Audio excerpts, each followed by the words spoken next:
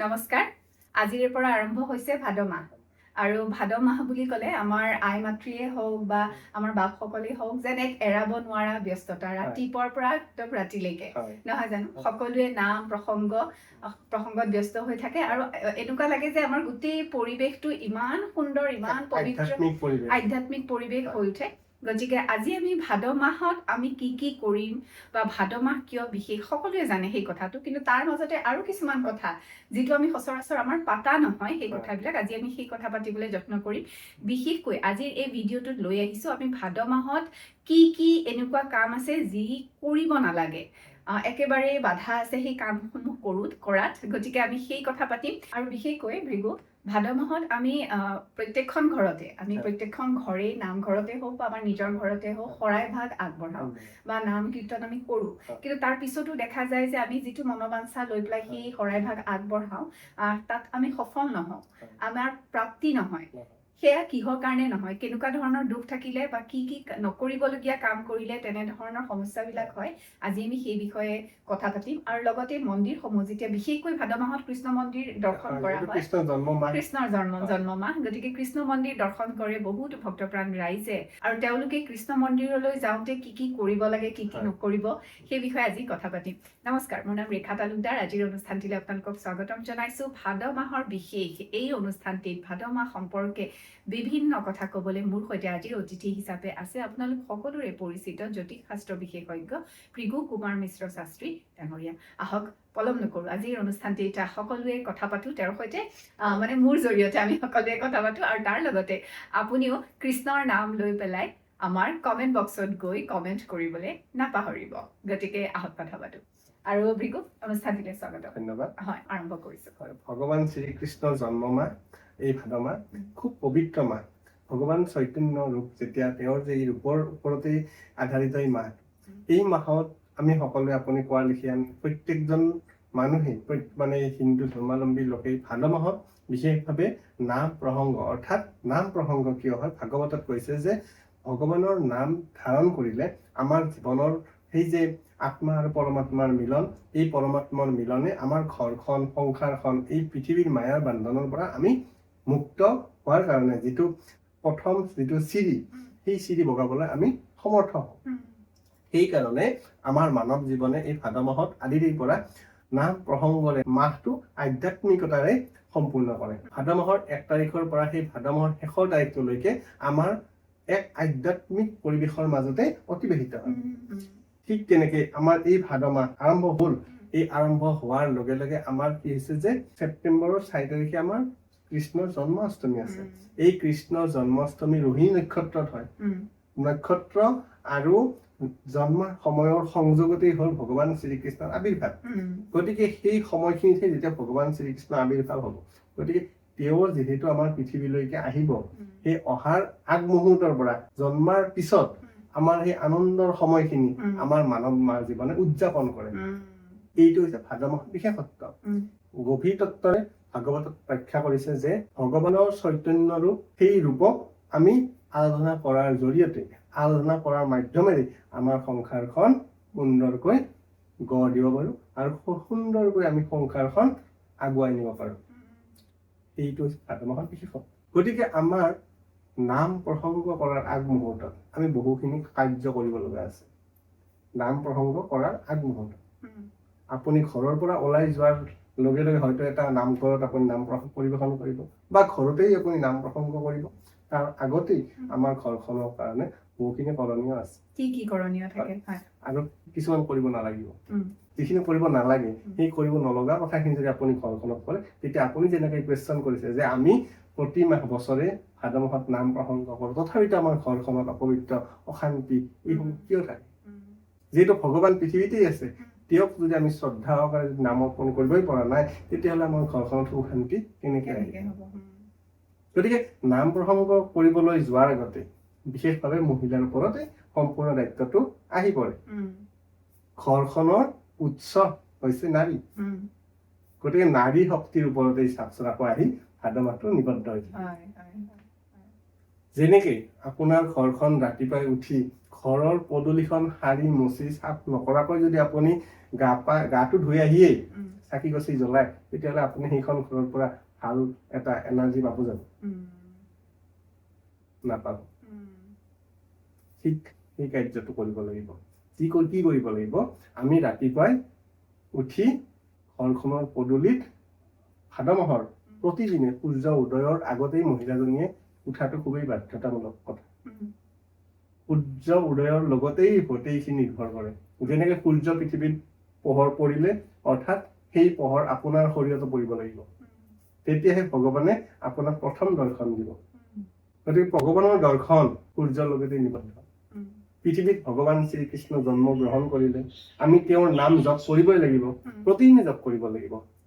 এই ভাদ মাহৰ বিশেষত্ব এই যে তেওঁৰ নাম জিভাত প্ৰতিদিনেই উচ্চাৰিত হ'ব লাগিব। সেইকাৰণে ভাদ মাহত আমি নাম প্ৰসংগ কৰিছো। কিন্তু আমি বহুতেই ভুল কৰোঁ।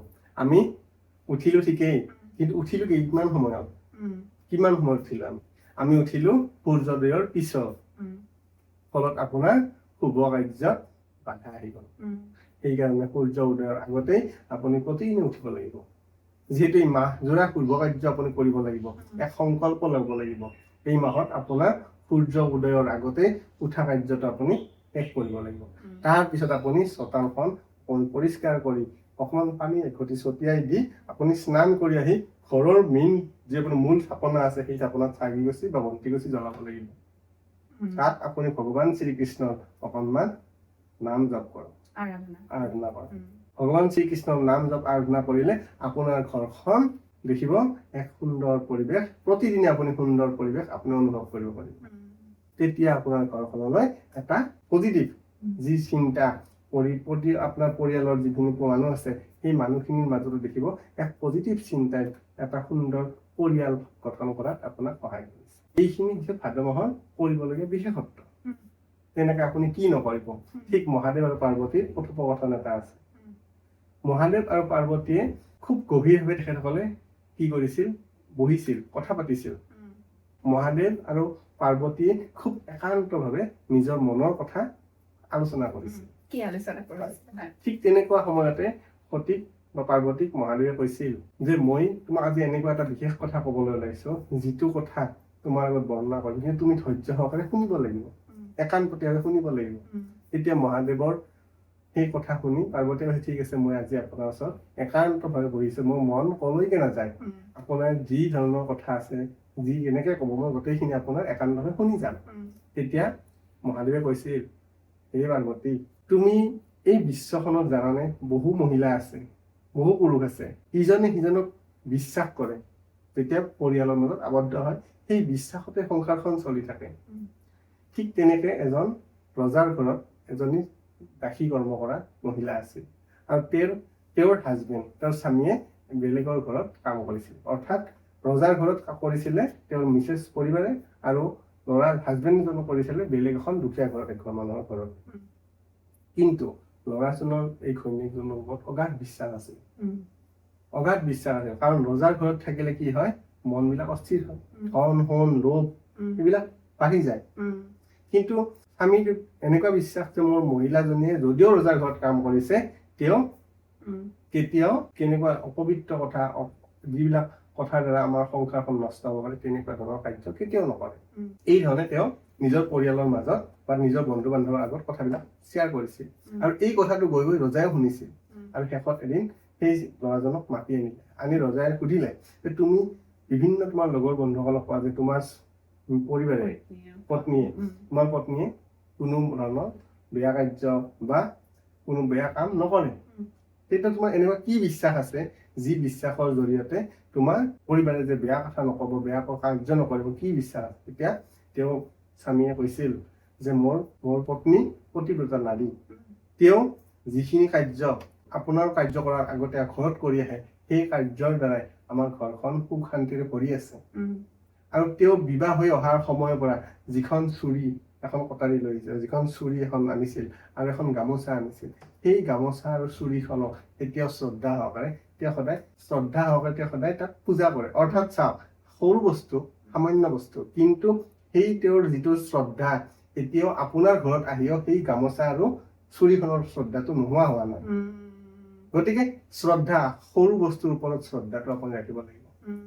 আপুনি নামত যোৱা বুলিয়েই যে আপুনি ঘৰত থকা কামখিনি নকৰাকৈ নামত গুচি যাব বা যিকোনো শুভ কাৰ্য কৰিব, তাত কিন্তু আপোনাৰ যদি নিজৰ ঘৰৰ কাৰ্যত শ্ৰদ্ধা নাথাকে, তেতিয়াহ'লে আপুনি ভাদ মাহৰ নাম কীৰ্তন কৰি কোনো লাভ নহ'ব। এতিয়া কথাটো বুজি পালে নে?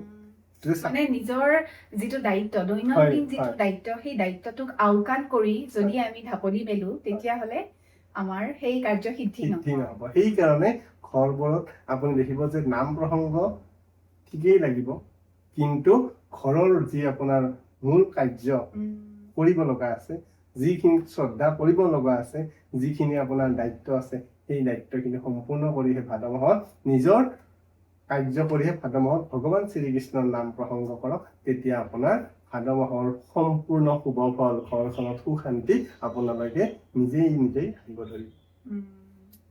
আৰু মই এইখিনিতে আৰু এটা কথা কৈছো, আমি সচৰাচৰ দেখিবলৈ পাওঁ, ময়ো যেতিয়া নামঘৰলৈ যাওঁ তেতিয়া সচৰাচৰ দেখিবলৈ পাওঁ যে খুব আমি যাওঁ ঠিকেই ভগৱানৰ নাম লবলৈ, কিন্তু তাত গৈ পেলাই আমাৰ ভগৱানৰ নাম লোৱা চাৰি আন কথাবোৰ, ইঘৰৰ সিঘৰৰ পৰচৰ্চাবোৰহে বেছি হয়। সেইটোৱে কেনেকুৱা ধৰণৰ ক্ৰিয়া কৰে? সেইটোতো ডাঙৰ এটা মানে আপোনাৰ ভাগৱত বিৰুদ্ধ কথা। ভাগৱতৰ বিৰুদ্ধ কথা এই কাৰণেই যে ভগৱানে কৈছে যত ধৰ্ম, মানে য'ত য'ত ধৰ্ম আছে তাত ভগৱানৰ একাত্মবোধকে চিন্তা কৰিব দিছে। নিজৰ সেইকাৰণে আস্থা, বিশ্বাস, এতিয়া আমি কাহিনীটো কলো, সেই কাহিনীটোত কি নিবদ্ধ আছে? আস্থা, বিশ্বাস, ইজনে সিজনৰ ওপৰত বিশ্বাস। আৰু এই ভাদ মাহৰ বিশেষত্বটোৱে সেইটো যে ভগৱান জন্মাৰ নিমিত্তে, ভগৱান শ্ৰীকৃষ্ণ এই পৃথিৱীত থকাৰ নিমিত্তে এই মাহটো পবিত্ৰ। আমি তেওঁক অন্তৰত ধাৰণ কৰিহে আমি নাম প্ৰসংগ কৰিব লাগিব। অৰ্থাৎ মানুহ যিহেতু আমি কি হয়, মানে বিভিন্ন ধৰণৰ লোভত আকৃষ্ট, ভাল বেয়া এইবোৰৰ ধাৰণা লৈয়ে আমি আকৃষ্ট। গতিকে মনৰ ভাৱনা ঠিক ৰাখিব লাগিব। এই মনৰ যি প্ৰকৃত পুৰুষ ভগৱান শ্ৰীকৃষ্ণ বা বিষ্ণু আমাৰ ভিতৰত আছে, অন্তৰ্নিহিত আছে, আত্মাত আছে। সেই আত্মাত যদি আপুনি ধাৰণ কৰি নাম প্ৰসংগ কৰে, তেতিয়াহ'লে আপোনাৰ মুখেৰে তেনেকুৱা ধৰণৰ শব্দ বাক্য কেতিয়াও ওলাব নোৱাৰে, কেতিয়াও ওলাব নোৱাৰে। যিজন আই মাতৃয়ে নাম দিব, নাম প্ৰসংগ কৰিব, তেখেতসকলৰ মুখৰ পৰা কিন্তু শিৱ বাক্য নোলায়।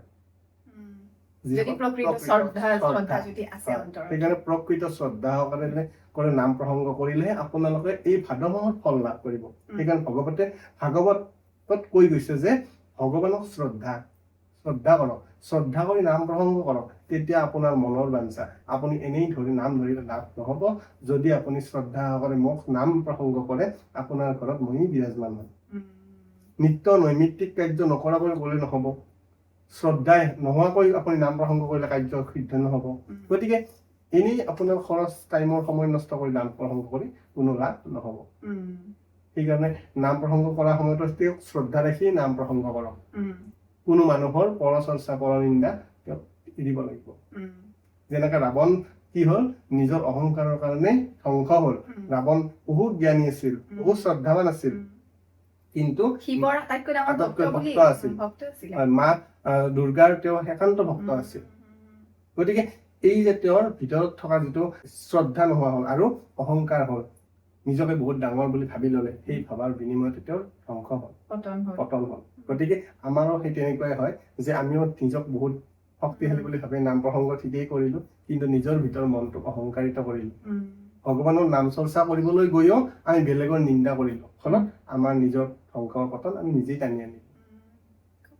গতিকে এই ভাদ মাহৰ পবিত্ৰ মাহ, এই ভাদ মাহৰ যি পবিত্ৰ ক্ষণত আমাৰ এই যিখিনি কথোপকথন, এইখিনি কথোপকথনে আপোনালোকৰো কিছু শুভ হওক, আপোনালোকৰ পৰিয়ালত থকা অশান্তিবোৰ দূৰ হওক। আৰু সেইকাৰণেই এই ভাদ মাহৰ পবিত্ৰ মাহৰ যিখিনি ফল লাভ কৰিবলৈ বিচাৰিছে, আপোনালোকে একান্তভাৱে ভগৱান শ্ৰীকৃষ্ণৰ চৰণত শ্ৰদ্ধা কৰি নাম প্ৰসংগ কৰক। নিশ্চয় আপোনালোকৰ সকলোৰে কল্যাণ হ'ব বুলি আশা কৰিম। আৰু ভাদ মাহটো সকলোৰে বাবে সুখৰ হয়, যিখিনি মনোবাঞ্ছা মনোকামনা লৈ তেওঁলোকে শৰাইভাগ আগবঢ়াব বা নাম কীৰ্তন কৰিব, সকলোৱে যাতে সেই মনোকামনা সকলোৰে সিদ্ধি হয়, আমি তাৰে কামনা কৰিছো। আৰু এই পবিত্ৰ ভাদ মাহৰ সকলোকে শুভেচ্ছা জনাইছো।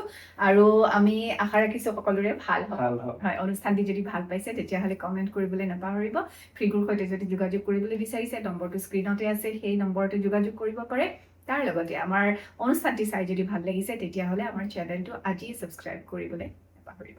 ফ্ৰিগু, আমি ধন্যবাদ জনাইছো বহুখিনি কথা কোৱাৰ বাবে আৰু ইমানখিনি তথ্য আমাক দিয়াৰ বাবে আৰু খুব সুন্দৰ কথা এটা কৈছে যে আপুনি খুব শুদ্ধ অন্তৰেৰে নামঘৰত বা মন্দিৰত বা পবিত্ৰ তীৰ্থস্থান বা ধৰ্মস্থানত যায় হয়। আৰু তাৰ পিছত আমি পৰচৰ্চা কৰি নিন্দা কৰি আমাৰ মনটো কলুষিত কৰোঁ, আমাৰ মুখখন কলুষিত কৰোঁ আৰু তেনে কাৰ্যই কিন্তু কোনো মনৰ কামনা সিদ্ধি নকৰে, নহয় জানো? হয়, ভগৱান আপোনাৰ অন্তৰতে আছে, গতিকে অন্তৰটো সকলোৰে বাবে শুদ্ধ কৰি ৰাখক আৰু সেয়া কৰিলে নিশ্চয় সকলোৱে আমাৰ কৃষ্ণক লাভ কৰিব, নহয় জানো? আৰু এই আশাৰে আমি দুয়োগৰাকী আজিৰ অনুষ্ঠানটিৰ পৰা বিদায় লৈছো। সকলোৱে ভালে কুশলে থাকিব। ধন্যবাদ।